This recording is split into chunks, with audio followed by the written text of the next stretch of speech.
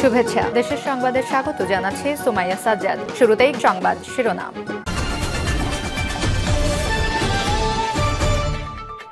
শেখ হাসিনার বিরুদ্ধে red notice জারির বিষয়ে কোনো তথ্য নেই বলছেন তাজুল ইসলাম।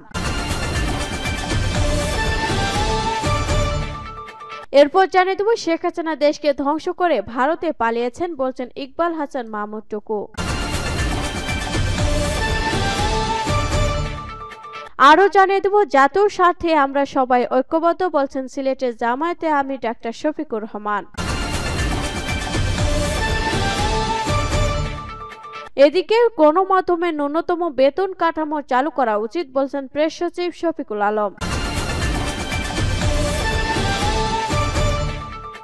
আরও থাকছে, পুলিশ নাগরিকদের সেবার ব্যাপারে প্রতিশ্রুতিবদ্ধ বলছেন হাসান মোহাম্মদ শওকত আলী।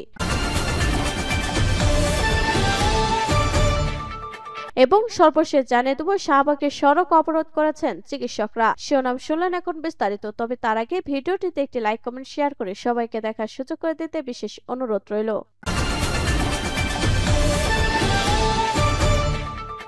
শেখ হাসিনার বিরুদ্ধে রেড নোটিশ জারির বিষয়ে কোনো তথ্য নেই বলছেন তাজুল ইসলাম। আন্তর্জাতিক অপরাধ ট্রাইব্যুনালের প্রধান কৌঁসুলি তাজুল ইসলাম জানিয়েছেন, সাবেক প্রধানমন্ত্রী শেখ হাসিনার বিরুদ্ধে ইন্টারপোলে রেড নোটিশ জারির বিষয়ে কোনো তথ্য প্রসিকিউশন দলের কাছে নেই। এই তথ্য থাকবে স্বরাষ্ট্র মন্ত্রণালয় বা পুলিশ সদর দপ্তরে। রোববার 22 ডিসেম্বর বেলা 1টার দিকে আন্তর্জাতিক অপরাধ ট্রাইব্যুনালে এক সংবাদ সম্মেলনে একথা জানান তিনি। এর আগে বিভিন্ন গণমাধ্যম তাজুল ইসলামের বরাদে শেখ হাসিনার বিরুদ্ধে ইন্টারপোলের রেড নোটিশ জারির সংবাদ প্রকাশ নিয়ে প্রশ্নের জবাবে তিনি বলেন, রেড নোটিশ জারির বিষয়ে প্রসিকিউশনের কাছে কোনো তথ্য নেই। এটি জানবে স্বরাষ্ট্র মন্ত্রণালয় বা পুলিশ সদর দপ্তর। এর আগে 13 নভেম্বর পুলিশ সদর দপ্তরের সংশ্লিষ্ট শাখা এনসিবিতে ইন্টারপোলের মাধ্যমে শেখ হাসিনার বিরুদ্ধে নোটিশ জারি করতে আবেদন করে ট্রাইব্যুনাল। শেখ হাসিনা দেশকে ধ্বংস করে ভারতে পালিয়ে আছেন বলছেন ইকবাল হাসান মাহমুদ টুকু। বিএনপির স্থায়ী কমিটির সদস্য ইকবাল হাসান মাহমুদ টুকু বলেছেন, বিগত 16 বছর শেখ হাসিনা লুটপাট, দুর্নীতি ও সন্ত্রাসী রাষ্ট্র কায়েম করে দেশকে ধ্বংস করে দিয়ে ভারতে পালিয়ে গেছেন। ধ্বংসপ্রাপ্ত বাংলাদেশকেও পুনর্জীবিত করতে তারেক রহমান 31 দফা দিয়েছেন। এই 31 দফায় জাতীয় সরকার গঠনের মাধ্যমে একটি সমৃদ্ধশালী দেশ উপহার দেবে। রবিবার 22 ডিসেম্বর দুপুরে সিরাজগঞ্জে কামারখন্দ উপজেলার কোনাবাড়ি উচ্চ বিদ্যালয় মাঠে মহান বিজয় দিবস উপলক্ষে উপজেলা বিএনপির আয়োজিত সমাবেশে প্রধান অতিথি বক্তব্যে এসব কথা বলেন তিনি। প্রশাসনের উদ্দেশ্যে বিএনপি নেতা টুকু বলেন, হাসিনার আমলে কোনো আইনের শাসন ছিল না। বিএনপি কোনো নেতাকর্মী হামলা খুনের শিকার হলেও মামলা নেওয়া হতো না। এমনকি সিরাজগঞ্জ জেলা বিএনপির সভাপতি ও সাবেক এমপি রোমানা মাহমুদ বারবার হামলার শিকার হলেও কোনো মামলা নেওয়া হয়নি। সেই পুলিশ এখন বলছে আইন মেনে সবকিছু করতে হবে। পুলিশ এমন আচরণ করলে জনগণ উপযুক্ত জবাব দেবে। নেতা কর্মীদের উদ্দেশ্যে টুকু বলেন, এখনো দেশে আওয়ামী লীগ রয়েছে। তারা মুখরোচক কথা বলে আপনাদের সাথে মিলতাল দিয়ে থাকবে, কিন্তু আপনারা তাদের কথায় ভুলবেন না, তাদের থেকে সজাগ থাকবেন। শেখ হাসিনা সহ আওয়ামী লীগের যে সকল নেতাকর্মী অপকর্ম, লুটপাট ও খুনের সাথে জড়িত তাদের বিচার বাংলার মাটিতেই হবে। জাতীয় স্বার্থে আমরা সবাই ঐক্যবদ্ধ, সিলেটে জামায়াতে আমির ডাক্তার শফিকুর রহমান।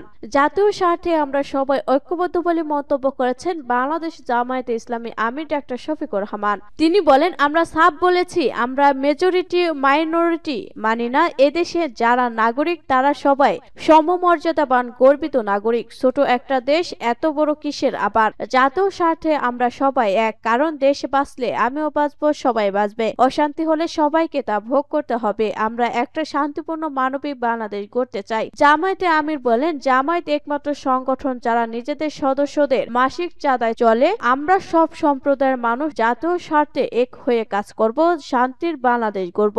আমরা কোনো দায়িত্ব পেলে মালিক হিসেবে নয়, পাহারাদার হিসেবে দায়িত্ব পালন করব। আমাদের নেতাকর্মীদের আগে যে সম্পদ থাকবে, নির্বাচনের পরও সমান থাকবে। নিচের দিকে না তাকিয়ে জনগণের দিকে তাকাতে হবে। আমাদের কর্মীদের স্পষ্ট বলা হয়েছে, কারো সম্পদের দিকে তাকানো যাবে না। যদি এরকম কোনো ঘটনা ঘটে আমরা কঠোর ব্যবস্থা নেব। প্রধান অতিথির বক্তব্যে ডাক্তার শফিকুর রহমান আরো বলেন, বিগত সরকারের আমলে জামায়াতে ইসলামী সবচেয়ে বেশি নির্যাতিত হয়েছে। বিগত 13 বছর সারা দেশে আমাদের অফিস শৃঙ্খলা ছিল। আমাদের দলকে নির্বাচন কমিশন থেকে দূরে সরিয়ে রাখা হয়েছে। আমাদের প্রতীক ও নিবন্ধন কেড়ে নেওয়া হয়েছে, শেষ পর্যন্ত নিষিদ্ধ করা হয়েছে। সে চাপ আর কোনো দল পায়নি। 5 আগস্টের আগে দেশে দখলদারি চাঁদাবাজি হয়েছে, এখনো হচ্ছে, শুধু ফ্ল্যাগ বদল হয়েছে, ডান হাত থেকে বাম হাতে গেছে। তিনি বলেন, স্বাধীনতার পর থেকে সর্বধর্মের মানুষকে সরকারি দলের বাড়াবাড়ির শিকার হতে হয়েছে। এক সময় দেশে ইসলাম ছাড়া যে পরিমাণ ভিন্ন ধর্মের মানুষ ছিলেন সেই হার এখন আর নেই। ইসলাম ছাড়া ভিন্ন ধর্মের মানুষের সংখ্যা অনেক কমে গেছে। ভিন্ন ধর্মের মানুষ কমে যাওয়ার দুটি কারণ রয়েছে। এর মধ্যে একটি হলো যারা ক্ষতিগ্রস্ত হয়েছেন তারা সম্মানের ভয়ে দেশ ছেড়ে পালিয়েছেন। অন্যটি হলো হয়তোবা জন্মের হারে তারা পিছিয়ে রয়েছেন। স্বাধীনতার পরে কোনো সরকারের আমলে বাড়াবাড়ি কোথাও থামেনি। সেই বাড়াবাড়ি শিকার সুনির্দিষ্ট কোনো ধর্মের মানুষ হয়নি, সব ধর্মের মানুষকে এই বাড়াবাড়ি শিকার হতে হয়েছে। গণমাধ্যমে ন্যূনতম বেতন কাঠামো চালু করা উচিত বলছেন প্রেস সচিব শফিকুল আলম। প্রধান উপদেষ্টা প্রেস সচিব শফিকুল আলম বলেছেন, ওয়েজ বোর্ড সিস্টেম বাতিল করে ন্যূনতম বেতন চালু করা উচিত। ওয়েজ বোর্ড সিস্টেম ত্রুটিপূর্ণ। একটা বেসিক বেতনের নিচে যেন সাংবাদিকদের নিয়োগ না করা যায়। ন্যূনতম বেতনের আইন কঠোরভাবে প্রয়োগ করতে হবে। ন্যূনতম বেতনের বাইরে কেউ নিয়োগ দিলে তাদের বন্ধ করে দিতে হবে। আন্ডারগ্রাউন্ড পত্রিকাগুলোর উন্মোচন করা উচিত। ওদের কারণেই সাংবাদিকরা কম বেতন পাচ্ছেন। রবিবার দুপুরে গণতান্ত্রিক পুনর্গঠনের জন্য সংলাপ গণমাধ্যমের প্রসঙ্গে এক আলোচনায় তিনি এসব কথা বলেন। প্রেস সচিব বলেন, সংবাদের ক্ষেত্রে কন্টেন্ট প্রোটেকশন দিতে হবে। যারা অরিজিনাল কন্টেন্ট করেন তাদের কপিরাইট প্রোটেকশন দিতে হবে। সাংবাদিকতা কোনো সস্তা জিনিস নয়। শফিকুল আলম বলেন, সাংবাদিকদের একটি শক্তিশালী ইউনিয়ন দরকার। ইউনিয়নগুলোকে স্বাধীন করতে সংস্কারের চেষ্টা চালিয়ে যাচ্ছে সরকার। পরবর্তী সরকার এটাকে বন্ধ করা পায়তারা করতে পারে, এটার বিরুদ্ধে সোচ্চার থাকতে হবে। তিনি গণমাধ্যমের বিভিন্ন ব্যর্থতা চিহ্নিত করে এর পুনরাবৃত্তি বন্ধ করার ব্যাপারেও জোর দেন। পুলিশ নাগরিকদের সেবার ব্যাপারে প্রতিশ্রুতিবদ্ধ। ঢাকা মেট্রোপলিটন পুলিশের অতিরিক্ত পুলিশ কমিশনার হাসান মোহাম্মদ শওকত আলী বলেছেন, পুলিশ নাগরিকদের সেবার ব্যাপারে প্রতিশ্রুতিবদ্ধ। আমরা শুধু নাগরিক বৃদ্ধকে আমাদের পাশে চাই। স্বপ্নের বাংলাদেশ বিনিময়ে পুলিশ আপনাদের সঙ্গে কাজ করে যাবে, আপনাদের সেবায় নিয়োজিত থাকবে।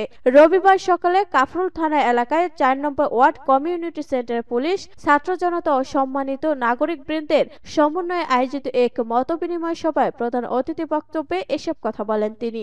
অতিরিক্ত পুলিশ কমিশনার হাসান শওকত আলী বলেন, পুলিশ জবাবদিহিতার ঊর্ধ্বে নয় এবং আমরা জবাবদিহিতার মধ্য দিয়ে কাজ করে যেতে চাই। প্রজাতন্ত্রের কর্মচারী হিসেবে জনসেবার ব্রত নিয়ে আমরা শপথ গ্রহণ করেছি। কাজে এটা থেকে সরে আসার আমাদের কোনো উপায় নেই।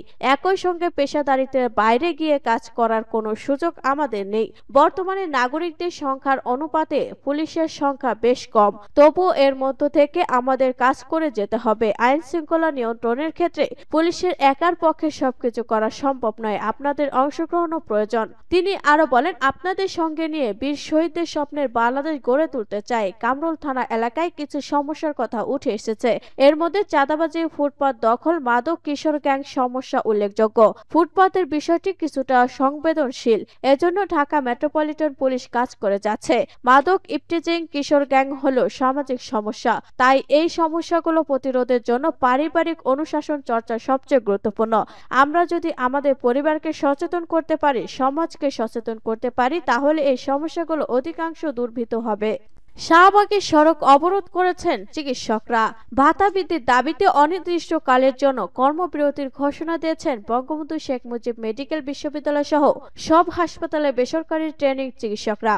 সকাল থেকে অবস্থান কর্মসূচি পালনের পর দুপুর 2টার দিকে শাহবাগ মোড়ে রাস্তা বন্ধ করে অবস্থান নেন তারা। রোববার 22 ডিসেম্বর সকালে বিএসএমএমইউ এর প্রশাসনিক ভবনের সামনে অবস্থান ধর্মঘট শুরু করেন চিকিৎসকরা। কর্মসূচিতে আবাসিক, অনাবাসিক ট্রেনিং চিকিৎসকরা অংশ নেন। বিক্ষোভকারী চিকিৎসকরা বলেন, দ্রব্যমূল্যের ঊর্ধ্বগতির বাজারে একজন ট্রেনিং চিকিৎসকদের 25,000 টাকা ভাতা দেয়া হয়। এ টাকায় পরিবারের খরচ বহন কোনোভাবে সম্ভব নয়। এ ভাতা 50,000 টাকা করতে হবে। তারা আরো বলেন, গত 3 বছর ধরে এ আন্দোলন চলছে। এতদিন আওয়ামী লীগ সরকার আমাদের দাবির বিষয়ে কর্ণপাত করেনি, উল্টো জামাত শিবির ট্যাগ দিয়ে আন্দোলনকে নেশাদ করার চেষ্টা করেছে।